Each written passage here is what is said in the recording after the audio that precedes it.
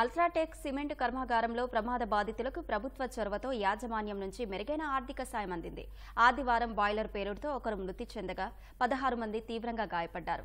బాధితులకు అందుతున్న వైద్య సాయం పరిహారంపై సీఎం చంద్రబాబు సమీక్షించారు.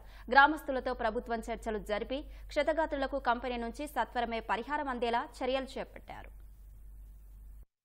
ఎన్టీఆర్ జిల్లా బూదవాడలోని అల్ట్రాటెక్ సిమెంట్ కంపెనీలో ప్రమాద బాధితులకు ఆర్థిక సాయం అందజేశారు. ప్రమాదంలో చనిపోయిన ఆవుల వెంకటేష్ కుటుంబానికి 50 లక్షల సాయాన్ని కలెక్టర్ సృజన, ఎమ్మెల్యే శ్రీరామ్ తాతయ్య సమక్షంలో యాజమాన్యం అందించింది. తీవ్రంగా గాయపడిన వారికి 25 లక్షలు, స్వల్ప గాయాలైన వారికి 5 లక్షల రూపాయల ఆర్థిక సాయం అందించింది. సీఎం కార్యాలయం జోక్యంతో బాధితులకు కంపెనీ నుంచి మెరుగైన పరిహారం లభించింది. ఘటన తర్వాత బాధితులకు అందుతోన్న వైద్య సాయం, పరిహారంపై సీఎం చంద్రబాబు సమీక్షించారు. ప్రమాదంపై శాఖాపరమైన విచారణ చేయిస్తామన్న కలెక్టర్ లోపాలేమైనా బయటపడితే ఫ్యాక్టరీపై చర్యలు చేపడతామని స్పష్టం చేశారు. వాళ్ళందరితో కూడా ఒక్కొక్కరిని పిలిచి వాళ్ళ బాధ తెలుసుకుని ఈ వెసులుబాటు మేము ఇవ్వగలుగుతున్నామనే విషయం కూడా వాళ్ళందరికీ చెప్పడం జరిగిందండి. ఇదే కాకుండా కంపెనీతో ఈ ఊర్లో వాళ్ళు ఉన్నారు కాబట్టి ఇక్కడ జరుగుతున్న విలేజ్ అవసరాల కోసం కూడా వాళ్ళు కొన్ని సిఎస్ఆర్ యాక్టివిటీస్ చేయాలని కూడా వాళ్ళకి చెప్పడం జరిగింది. సో ఊరి వాళ్ళతోనే ఎమ్మెల్యే గారి ఆధ్వర్యంలో కమిటీ వేసి ఊరి అవసరాలు ఏముంటాయో తాగునీటి విషయంలో కావచ్చు, కాలుష్యం విషయంలో కావచ్చు,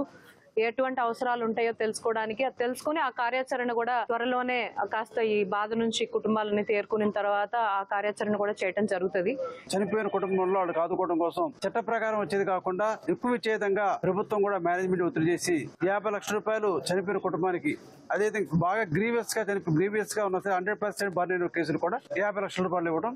ఎవరైతే 5-6 నెలలు పనులు చేయలేకుండా ఇబ్బంది పడతారో 50% ఎక్కువ బర్నింగ్ ఉన్న వాళ్ళకి 25 lakhs, మైనర్ గా గాయమైన వాళ్ళకి 5 lakhs. చనిపోయిన కుటుంబాలు ఆదుకోవడం కోసం వాళ్ళ కుటుంబ సభ్యులకు ఉద్యోగం ఇవ్వడం, ఆ పిల్లలు చదువుకునే వాళ్ళకి అల్ట్రాటెక్ సిమెంట్స్ లో ఉన్నట్టు స్కూల్లో ఉచితంగా చదివించడం, వాళ్ళు గురుకుల పాఠశాల చదువుకున్నట్టయితే కలెక్టర్ గారు ప్రత్యేకంగా సీటు కేటాయించి గురుకుల పాఠశాల సీట్లు ఇప్పించడం. అదేవిధంగా ఫ్యాక్టరీలో సరైనటువంటి నిర్లక్ష్యం ఉందని చెప్తాను, దాని మీద విచారణ జరిపించి వాటి మీద చర్య తీసుకుంటారు. అంతకుముందు సిమెంట్ కర్మాగారంలో ప్రమాద ఘటనపై అధికారులు వ్యవహరించిన తీరుపై కలెక్టర్ సృజన మండిపడ్డారు. నందిగామ ఆర్డీఓ కార్యాలయంలో అధికారులతో కలెక్టర్ సమీక్ష నిర్వహించారు. ప్రమాదం తర్వాత జగ్గయ్యపేట తహసీల్దార్ ఘటనా స్థలానికి వెళ్లకపోవడంపై కలెక్టర్ తీవ్ర ఆగ్రహం వ్యక్తం చేశారు. ఆర్డీఓ అక్కడే ఉండగా పోలీసులు లాఠీచార్జ్ ఎందుకు చేయాల్సి వచ్చిందని ప్రశ్నించారు. ప్రమాద బాధితులకు పరిహారంపై కంపెనీ నిర్వాహకులతో కలెక్టర్ చర్చలు జరిపారు.